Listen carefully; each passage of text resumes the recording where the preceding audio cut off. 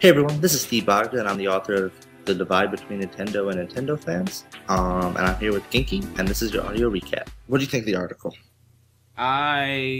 When I read it, I was kind of confused. I wasn't sure if you were talking about how the fans should, like how Nintendo should listen to the fans, or how not listening to the fans has brought about some really good things. Well, my point is not that Nintendo shouldn't listen to its fans. I just don't think Nintendo should cater to its fans. The reason why it sounds wrong, just it inherently sounds wrong, but my argument is I don't believe that catering to a fan base is the right way to go about experiences. I don't really know what I want as a gamer. It's hard to say what I want. The great thing about the Wind Waker, for example, a game that I mentioned, was that it completely shocked me. My original response to the Wind Waker was just like everyone else's response. What?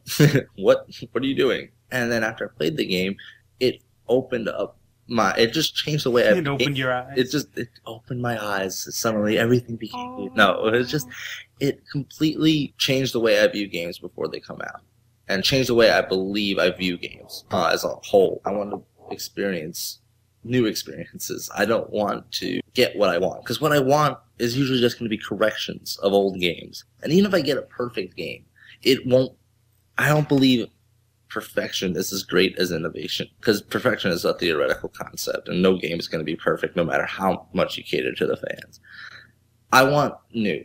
I want innovation, and I want to properly experience a game that has its own creative core that's in the mind of at least one core developer, one person who had this idea at a developer meeting, and the entire company, whether it be Nintendo or another company, and the entire company just followed it and tried to make this vision, this radical vision, a reality. And that's what I think happens with the great games, the new IPs. And I consider Zelda games, even though they're all the same IP, they're all vastly unique from each other, except for maybe Twilight Princess and Ocarina of Time. They all have a vision that separates each one from each other. I feel like that is just the idea of fans influencing the developers is kind of a double-edged sword, because if they don't influence them, and like with Nintendo, like in your article, and they can come out with some really great new things that the fans would have never thought of. But at the same time, there are other times where fan input is vital to getting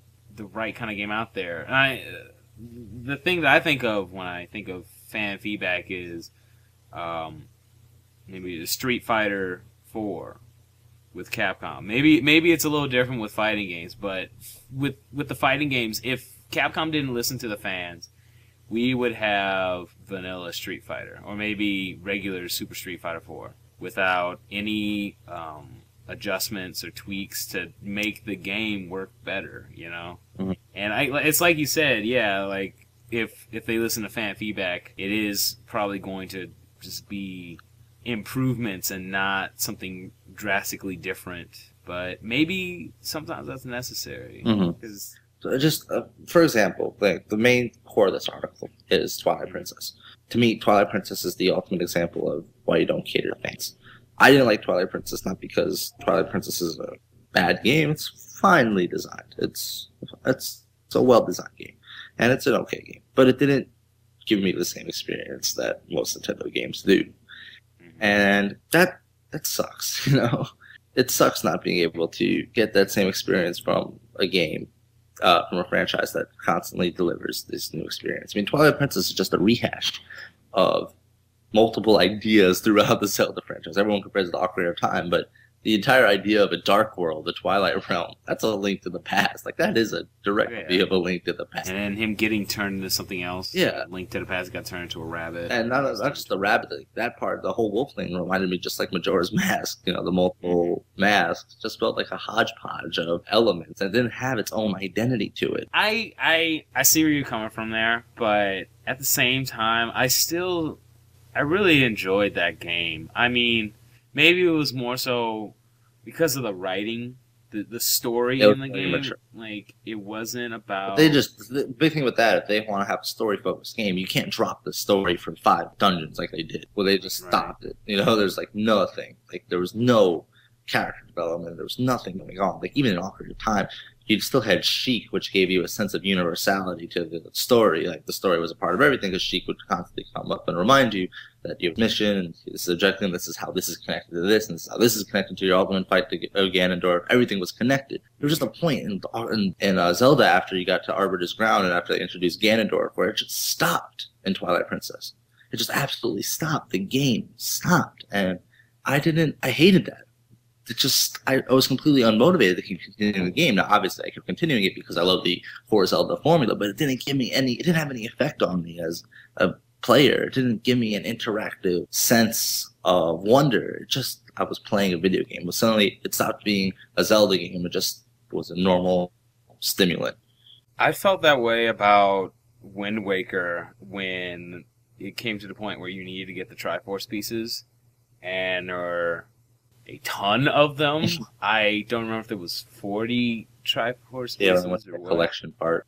It's just I literally stopped playing that game because I got so tired of sitting there sailing and sailing and sailing, waiting and waiting and waiting to get to my destination so I could find one little Triforce shard and then find, For me, the Wind Waker kept pushing me to play the game because I don't have a problem with sailing.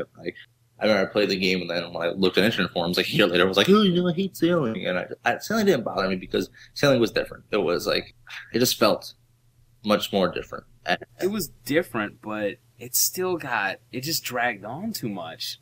And I mean, they tried to make it a little easier by giving you the warp song, but you still had to just travel a long ways. And then, especially when there were uncharted areas, and regardless of where you warped to, it was still really far away.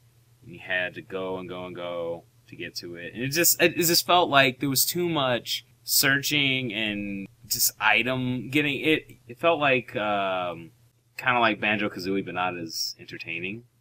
Because, it's all about collecting things. And it was all about collecting those shards, and not even dungeons or anything. It was like, oh, fall down this hole, fight 5 waves of enemies. You got the piece. Now go do it again somewhere else. Mm-hmm. I can understand where you're coming from with Twilight Princess, but I felt that more with Wind Waker. Mm-hmm.